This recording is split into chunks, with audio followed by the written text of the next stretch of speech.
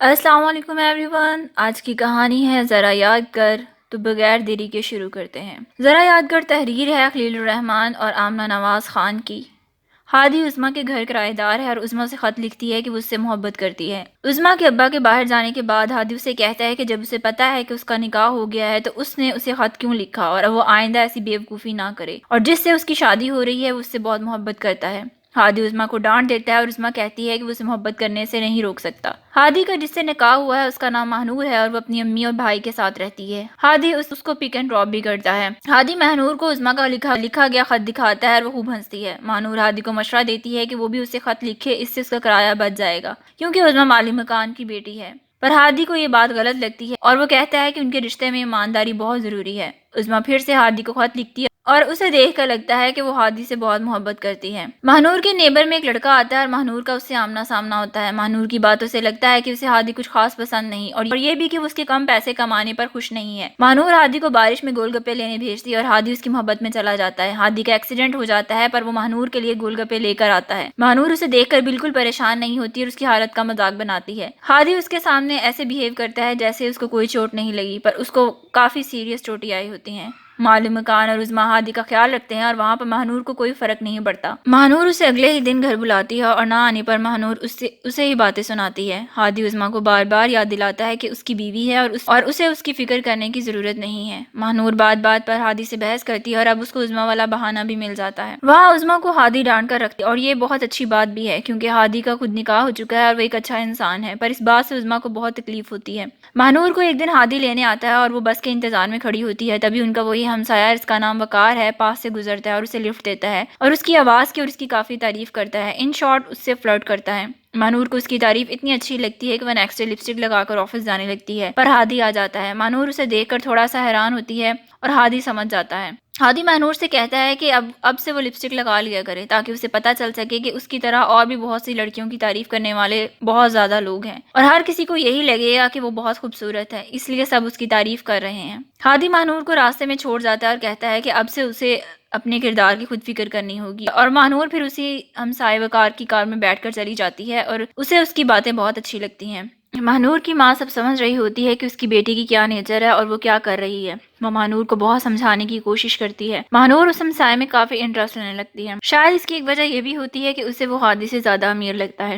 ڈرامے میں گیتی کی انٹری ہوتی ہے جو امریکہ سے پڑھ کر آئی ہے اور الیکشن لڑنا چاہتی ہے، اور اس کے لیے اسے اردو سیکھنے کی ضرورت ہے۔ اس کے فادر جو ایک پولیٹیشین ہے وہ وقار کو ایز ٹیچر اپوائنٹ کرتے ہیں تاکہ وہ گیتی کو اردو سکھا سکے۔ وہاں مہنور وقار کا ٹیکس سے خوشی ملنے لگتی ہے، ٹیکس کا انتظار کرنے لگتی ہے اور ہادی سے شادی کرنے کو منع کرتی ہے کہ ابھی نہیں کر سکتی۔ ہادی عظمیٰ سے اپنی پریشانی ڈسکس کرتا ہے کہ وہ مہنور سے بہت محبت کرتا ہے اور اس کی خواہش کو پورا کرنے کے لیے اس نے بہت محنت کر کے کافی پیسے بھی جمع کر لیے ہیں، پر پھر بھی وہ اسے شادی کرنے کو منع کر رہی ہے کہ ابھی نہیں کر سکتی۔ ہادی یہ سب کہتے ہوئے رو پڑتا ہے۔ عظمیٰ سے یہ سب نہیں دیکھا جاتا۔ ہادی کو نئی گاڑی ملتی ہے اور وہ مہنور سے شیئر کرنا چاہتا ہے، پر مہنور وقار کے ساتھ سیرنگ کرتی پھرتی ہے اور اسے شو کرواتی ہے کہ وہ اپنے ہسبینڈ کے ساتھ بالکل بھی خوش نہیں ہے۔ ہادی پھر عظمیٰ اور اس کے فادر کے ساتھ ڈرائیو پر جاتا ہے اور مہنور وہاں سے ہمسائے کے ساتھ اسی جگہ ہوتی ہے۔ پکڑے جانے پر وہ گھر آ کر الٹا ہادی پر الزام لگا دیتی ہے اور وہاں پر بھی عظمیٰ اور ہادی کو کافی باتیں سناتی ہے۔ وہ گھر آ کر اپنی امی کو کہتی ہے کہ اس نے ہادی اور عظمیٰ کو رنگے ہاتھوں پکڑ لیا ہے۔ مہنور کی ماں اسے کہتی ہے کہ وہ رنگے ہاتھوں پکڑی گئی ہے اور اس نے تو گناہ کیا ہے۔ مہنور کی ماں کہتی ہے کہ ہادی اسے سب کچھ بتا کر گیا تھا کہ وہ اختیار علی جو کہ عظمیٰ کے فادر ہیں ان کے اور ان کی بیٹی عظمیٰ کے ساتھ جا رہا ہے۔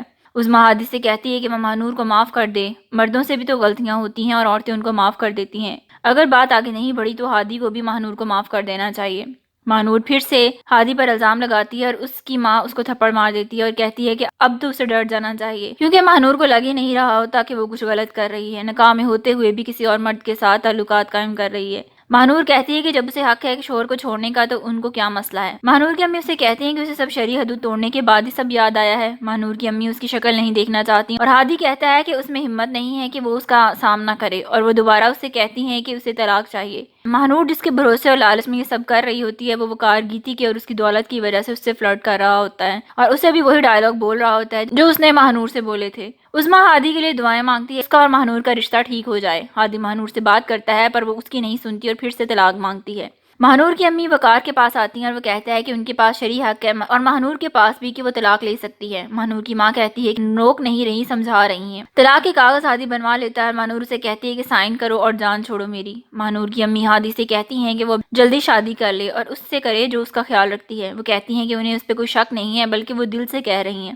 طلاق کے بعد مہنور کی ماں اسے پوچھتی ہیں کہ نکاح کرنے کب آئے گا۔ وقار گیتی کے ساتھ ہوتا ہے اور مہنور کا فون نہیں اٹھاتا اور آخرکار وقار نہیں آتا۔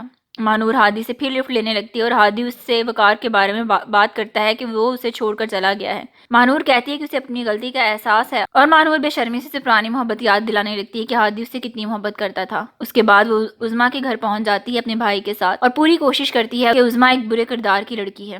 مہنور کہتی ہے کہ وہ پھر سے ہادی سے نکاح کرے گی اور اس کے لیے پہلے اسے کسی اور سے نکاح کرنا ہوگا۔ وقار کو مار پیٹ کر دھمکیاں دے کر نکال دیا جاتا ہے گیتی کی لائف سے اور مہنور اپنے ایک سر کو تیار کرتی ہے جو آلریڈی میرڈ ہوتا ہے کہ اس سے نکاح کر کے طلاق دے دے تاکہ وہ ہادی سے شادی کر سکے۔ عظمیٰ مہنور کے جانے کے بعد بہت دکھی ہوتی ہے اور اسے اور ہادی کو اپنا گھر چھوڑنے کا کہتی ہے۔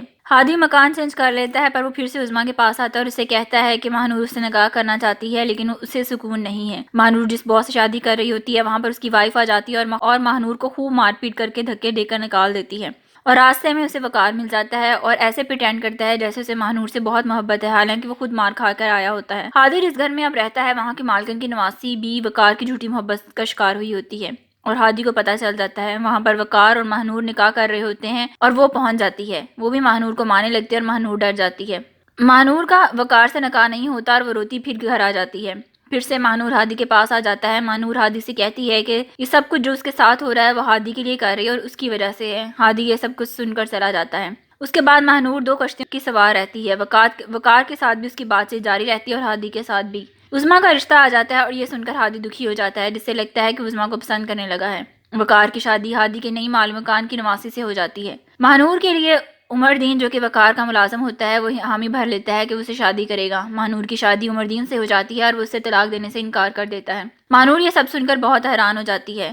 ہادی مہنور کے لیے ایک لیٹر چھوڑ کر جاتا ہے اور عمر دین اسے دیتا ہے اور اس خط میں یہ لکھا ہوتا ہے کہ وہ اسے چھوڑ کر جا رہا ہے اور اس نے اسے معاف کر دیا ہے۔ ہادی نے یہ سب اس لیے کیا ہوتا ہے کہ اس نے مہنور کی اور اس کی ماں کی باتیں سن لی ہوتی ہیں جہاں پر مہنور کہہ رہی ہوتی ہے کہ وہ مجبور ہے ہادی سے دوبارہ نکاح کرنے کے لیے کیونکہ اب کوئی نہیں بچا اور ہادی کا ساتھ اس کے لیے بہت بڑی سزا ہے۔ یہی وہ لمحہ تھا جب ہادی آخری فیصلہ کرتا ہے۔